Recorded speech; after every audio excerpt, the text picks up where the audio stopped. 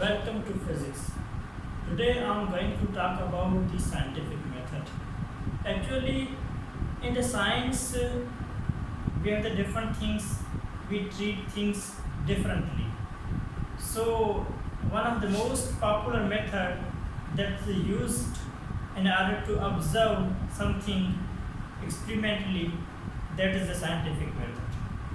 Scientific method means this is the method, this is the way which is used to understand, which is used to know what the things that are exactly correct or incorrect.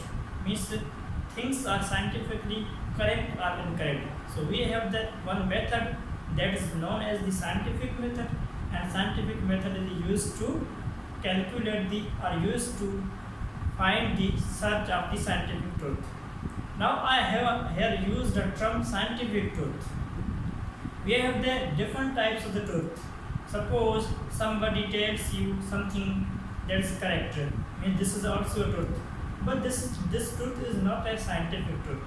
Means scientific truth that is totally based on the scientific method. And that scientific method is the method which depends upon the certain steps. And that steps are, we have number 1, observation. Number 2, hypothesis. Number 3, theory. Number 4, we have experiment.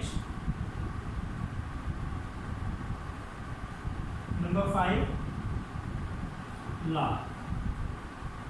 So, scientific method that depends upon these steps. How much steps? We have only 5 steps in which scientific method is depend. Number 1, observation. Number 2, hypothesis. Number 3, theory. Number 4, experiment. Number 5, law. Now, once again, I am going to revise what is scientific method. Scientific method is the way, it is one of the method which is used to find the or which is used to get the search in the scientific method. Means it is used for the search of scientific truth. Means whatever we have phenomena, any physical phenomena, if we treat them, then we must apply, we must use these steps.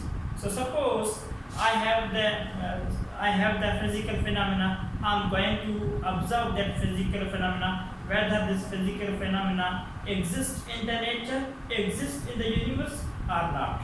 So I have to observe that phenomena. We have to follow these steps. So number 1 step, observation. What we do in the observation? Actually, observation is the collection of random thoughts. Suppose I am going to observe about some phenomena or any physical phenomena.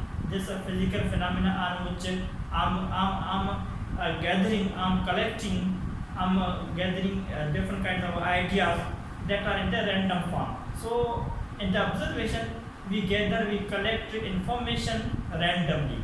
So this is in the observation.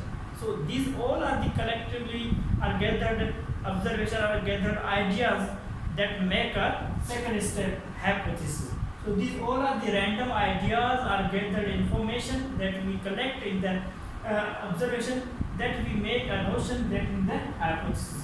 In the series, in the sequence form, we make a new notion that is known as the hypothesis. So scientists start his own notion to make them all these ideas in a sequence form that comes under in the hypothesis. Number 3, theory. So whatever the information he gathered, scientists gathered in the observation, and he gave it in the shape of in the design of theory. Means whatever the ideas he gathered about any physical phenomena, that is collectively designed in the theory form. Means that whatever the material, whatever the ideas they were given in the observation, they are now in the theory form, now in the design of the theory. So now these 2 steps make a very big difference in any physical phenomena. In order to take any physical phenomena or any material in the nature, whether this material exists or not. So these 2 steps make a very popular meaning. make a very different meaning. Means suppose whatever the we gathered ideas, whatever the collection we have, that is in the design of theory, and now we are going to experiment the theory result. Suppose we have the theory result is this. This is the theory result. Now I am going to experiment about the theory result, whether the theory result and experiment result match with each other or not. Suppose the theory result is that, and we are going to experiment, we are going to make the theory result with the experiment. If the result of theory is matched with the experiment result, then we say this is whatever the theory that is given about any physical phenomenon, that is exactly right. If we say theory result is something else, experimental result is something else, means both results are different, then at that case we can say that theory is incorrect, theory is wrong. But if the theory and experiment result match with each other, then we can say that theory is exactly right. So theory is totally based on the experiment. Experiment result and theory result will match with each other, then we say that whatever the theory in the information gathered collected in the design form of the theory, that will be experimentally proved by the experiment. And at the last moment, at the last step, we have the law. So this is the scientific law, you may say. So scientific law finally we get from the experiment. So whatever the result theory that matches with the experiment, that are known as the scientific experiment. So now scientific experiment is exactly right gained from the theory. So the scientific experiment is finally considered in the result. Finally, in the scientific world, it is known as the scientific law. So now, question is that if we say that means in the scientific method or in the scientific history, in the scientific work, means approximately result made with the theory and experiment, it is better. Suppose we say, we can take a little bit example. Theory we have the result 5.6, but in the experiment we get the result 5.5. But here you see this is a very little difference. Means in the between the theory and experiment, this is a very little difference. Now this little difference, why this little difference occur? Because due to the some error, and that error might be systematic error, that error might be personal error, that error might be, we can say that random error. So this little difference between the theory and experiment can occur, no doubt, but on the environmental basis, and this little difference can occur due to the some errors, and that error might be any kind of error. So this is a little difference, no make difference between the theory and the experiment. Now this result can approximately match with each other. Therefore, we can say that due to this little difference, we cannot reject theory. This is due to this little difference. We can say that this theory result is going to match with the experiment. So this theory is correct. Therefore, this theory finally get the shape of the experiment, and that experiment finally give the law that is known as the scientific law. So in this way, in this method, we observe the things in a scientific world.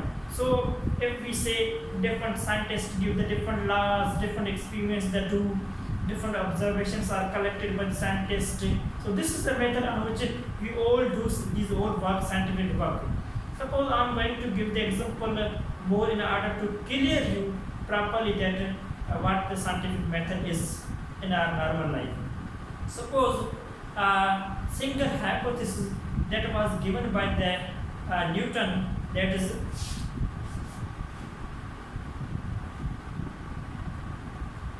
nature of light. Nature of light. So actually, in the older physics, in the classical physics, Newton was the man who talked about the nature of light, who proposed a hypothesis about the nature of light. Newton says, according to the light, he says that the speed of light or the velocity of light that is more denser, that is more denser in the denser medium, while in the speed of sound that is greater in the denser medium. the speed of sound lays in the rare medium. Now, my question is that what does denser and rare medium mean? Denser and rare medium.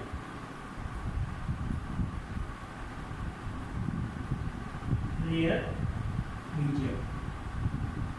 So Newton introduced these two terms, means the speed of light that is highest or greater in the denser medium, and the speed of light is less in the rare medium. Means denser. Denser means having greater density. That is, we can take the example of water.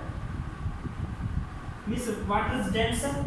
Rare. Rare means the medium which is most rare or hard. Or we can say that we can take the example of air. So air is the rare medium, while water is the denser medium. Means air has a small density, water has the greater density. So therefore water is a denser medium, air is the rare medium. Now Newton says, according to his hypothesis, he gave basically a hypothesis.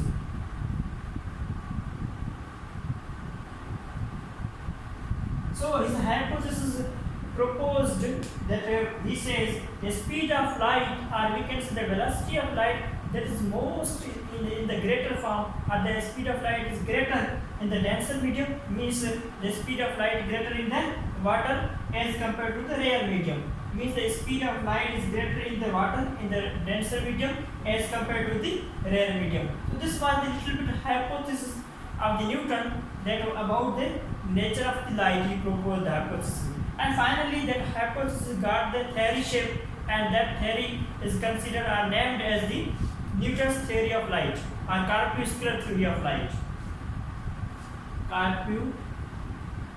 Corpuscular theory of light means this hypothesis is exactly right in some extent up to a classical physics, on the basis of the classical physics.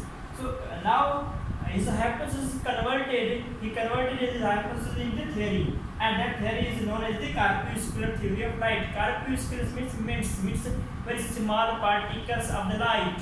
So that this is the same thing, means theory, hypothesis, theory. So this was the example that was I'm going to take in order to clear the scientific method. So hypothesis, theory, hypothesis, theory. But finally Newton also experimented it, but then up to some extent Newton became incorrect.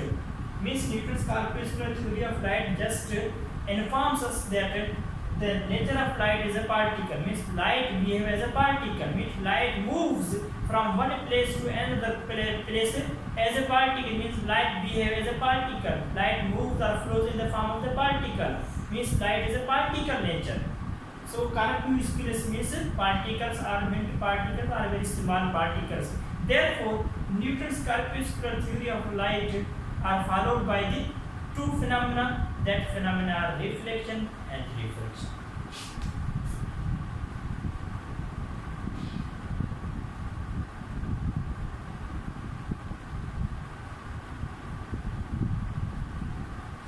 But this was the example in order to understand this scientific method. I do not mean that this theory, this pattern is correct. Means that Newton's I say light has a dual nature.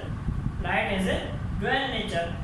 Number of the scientists believed, and number of the scientists performed experiment that light has a dual nature. But according to Newton, he says light has a single nature, that is a particle. Light behaves as a particle.